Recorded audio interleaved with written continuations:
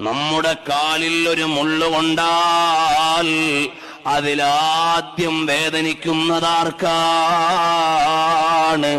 അത് നമ്മുടെ ഉമ്മയ്ക്കല്ല. ഉമ്മ എപ്പോൾ അറിഞ്ഞുകൊള്ളണമെന്നില്ല. നമ്മുടെ ഉപ്പയ്ക്കല്ല. ഉപ്പ പിന്നെ അറിഞ്ഞുകൊള്ളണമെന്നില്ല. കാലിലൊരു മുള്ളുകൊള്ളുമ്പോ ആദ്യം കരയുന്നതാരാണ്? വേദനിക്കുന്നതാർക്കാണ്? ഹബീബ് റസൂലുള്ളാഹി സല്ലല്ലാഹു അലൈഹി വസല്ലം തങ്ങൾക്കാണ്. അഇമ്മത്തെഴുതിയ ഉദ്ധരണിയാണത്. നമ്മുടെ കാലിലൊരു മുള്ളുകൊള്ളുമ്പോ ആദ്യം വേദനിക്കുന്നത് മുത്തുനബി തങ്ങൾക്ക്, പിന്നെ ഉപ്പയ്ക്ക് വേദനിക്കൂ, പിന്നെ ഉമ്മയ്ക്ക് വേദനിക്കൂ. കാരണം നബി സല്ലല്ലാഹു അലൈഹി വസല്ലം ജീവിച്ചിരുന്നു കൊണ്ട് ഇതെല്ലാം അറിയുന്നുണ്ട്.